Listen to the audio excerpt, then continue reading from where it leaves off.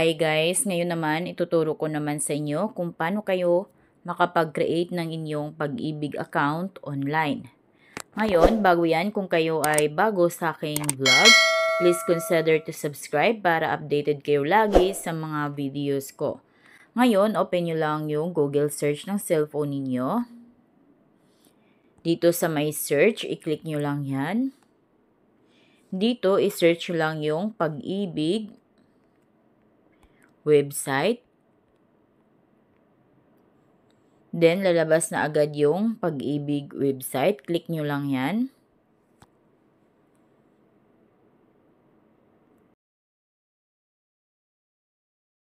Then, dito, may box na makikita ninyo. Click nyo lang yan. Then, pag may check na, click nyo tong proceed.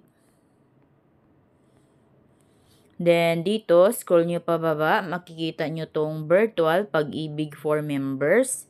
Click nyo lang yan. Then, dito ulit sa may box, click nyo yan. Then, click proceed. Ayan, so dito, dahil wala pa kayong account, hindi pa kayo makapag-login dito. So, click nyo tong create account. Then, continue. Dito guys, pwede kayong magkaroon ng Pag-ibig account through your Pag-ibig Loyalty Card Plus.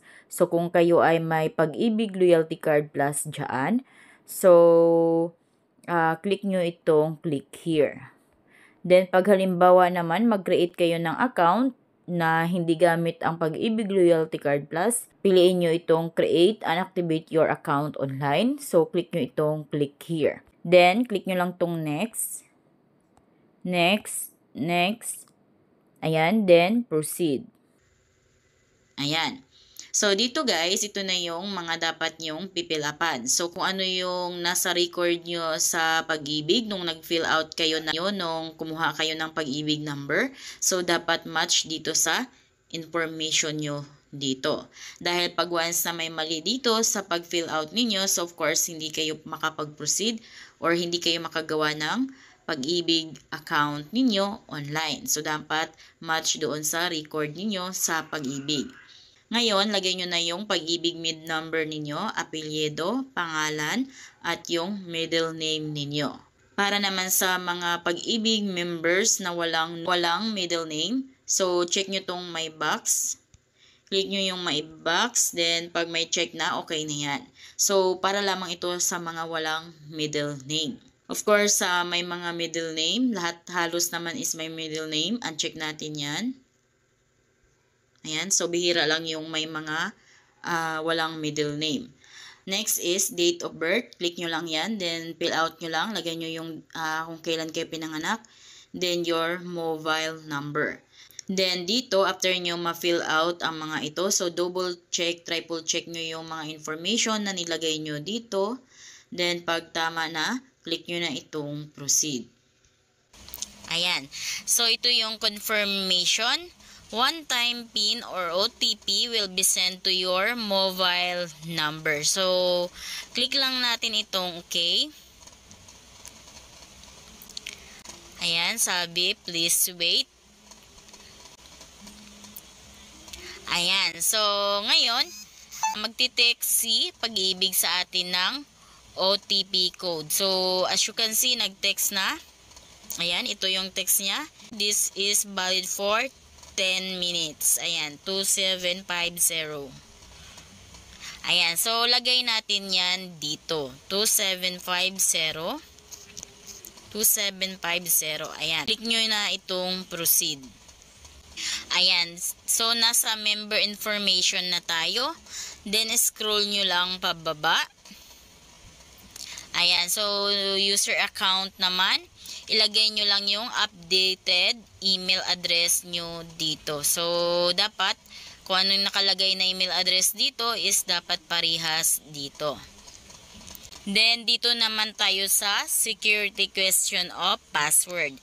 So, dito guys, may tatlong security question. Ayan, so kailangan yung lagyan ng answer dyan. So dapat alam nyo o kabisado nyo yung sagot dyan. Or dapat kung ano talaga ang sagot is dapat yun yung isasagot nyo dito. Ayan, para hindi kayo makalimot.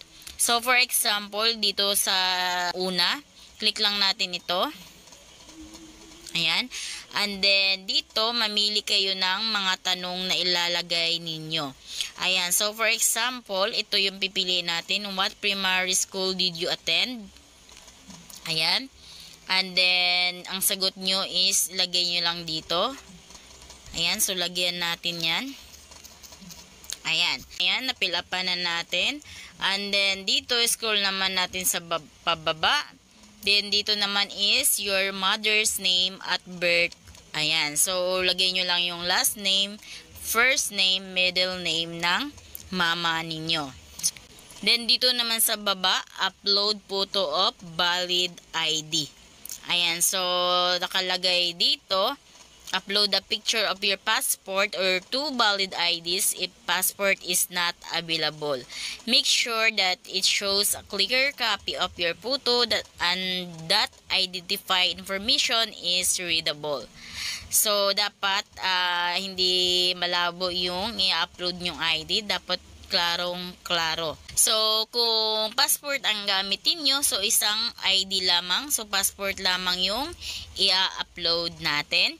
But then guys, pag once naman is wala kayong passport, so 2 valid IDs ang kailangan. Scroll natin pababa. Then ayan, naka-passport siya. So click natin tong other IDs pag once wala kayong passport. So click natin yung other IDs. Ayan, so as you can see, pag piliin natin yung other IDs, dalawang IDs yung ipapasa natin. And dito, mamimili kayo kung anong ID yung ipapasa natin. So, for example, driver's license. Ayan. And then, isa pang ID. Click ulit natin to. Ayan. And then, hanapin nyo lang yung nung meron kayo dyan. So, halimbawa sa akin, meron akong Social Security System or card. Ayan, click natin yan. Ayan. So, click lang nyo lang itong select file. Ayan. So, dyan kayo mag-a-attach. So, for example, click natin na itong select file. And then, click files. And then, scroll nyo lang pababa. Hanapin nyo lang yung pinicturan ninyo ng ID ng driver's license ninyo. So, ito yun. Ayan. So, nag-upload na.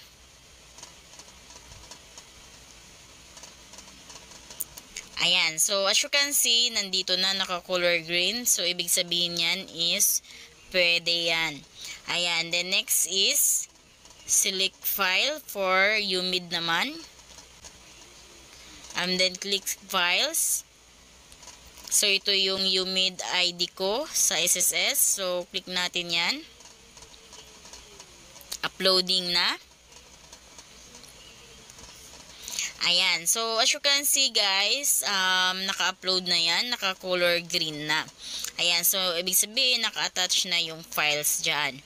After nyan, scroll nyo lang pababa. Then, dito naman, upload a selfie holding and showing your valid ID. Ito, upload a selfie of you holding your passport or 2 valid IDs, whichever you submitted. So, take note na dalawang ID yung pinasa natin kanina. Dito sa taas, ang pinasa natin is driver's license at saka UMID ID. So, dapat yun yung kasama natin dito sa upload selfie. Ayan, so mag-selfie muna tayo. Yung selfie na yun is dapat hawak natin yung UMID at driver's license natin. Click na natin itong select file. Then, click files. Ayan, so as you can see, ito na yung selfie photo ko na may hawak akong 2 valid IDs. Click natin yan. Ayan, uploading na siya. So, ayan.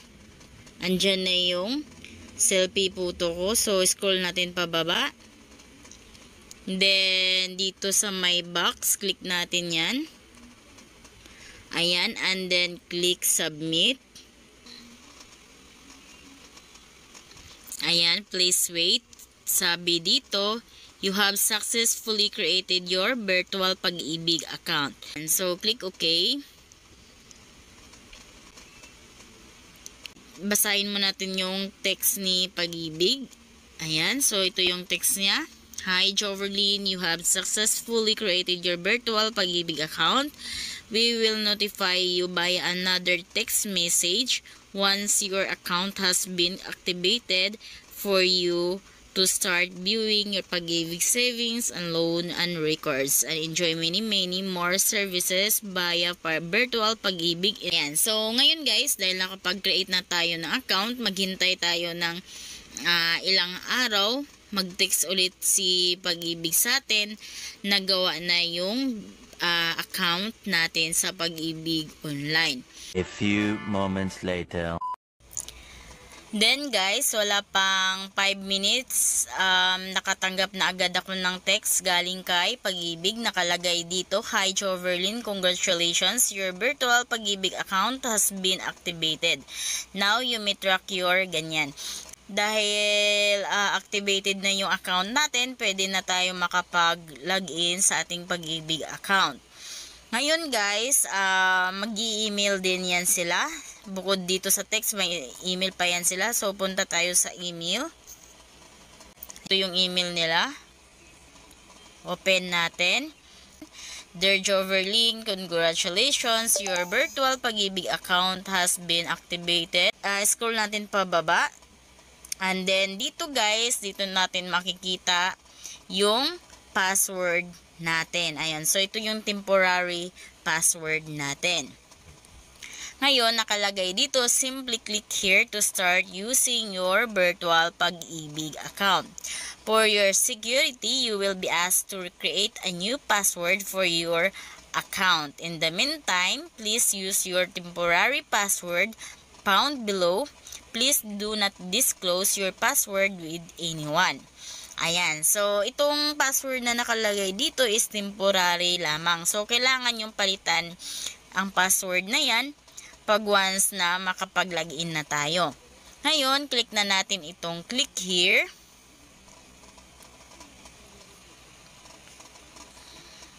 Ito, dahil first time nating mag-login, ito na, first time login. Lagay na natin yung email address natin dito at saka yung temporary password natin. Ayan, din ito confirmation. Ayan, ngayon click na natin itong verify. Ayan, then dito, lagay na natin yung new password natin. So, itong pangalawa, confirmation. So, kung ano nandito, dapat match sila dito. Ayan, and then, after nyo malagay yung password, click nyo na itong submit. Then, ayan guys, nakalagay confirmation, password reset successful. You can now log into virtual Pag-ibig account. Ayan, so, click natin yung okay. Ayan, and dito, maglalagin na tayo. So, input natin yung email address natin at yung ginawa nating bagong password. Ayan, lagay na natin. So, login na tayo. And then, click na natin itong login. And guys, nakapag-login na tayo sa ating account. Ayan. Ngayon, click lang natin ito pag once na gusto natin makita yung account natin. So, click natin yan. Ayan. And then, dito, makikita natin lahat ng mga products ni Pag-ibig. So, andito yung regular savings, yun yung contributions natin, MP2 savings, housing loan, multi-purpose loan, calamity loan, loyalty card plus, at saka andito din yung pay online, PUBMS online, and then yung paano mag-change ng password. Ayan, sa tsaka magla-log out. Ayan, so dyan nyo makikita lahat ng gusto nyong ma-check sa inyong account online. So, ayun lang guys, kung paano magkaroon ng account sa Pag-ibig online. So, kung kayo bago sa vlog, please consider to subscribe para updated kayo lagi sa mga informative videos ko. Thank you for watching!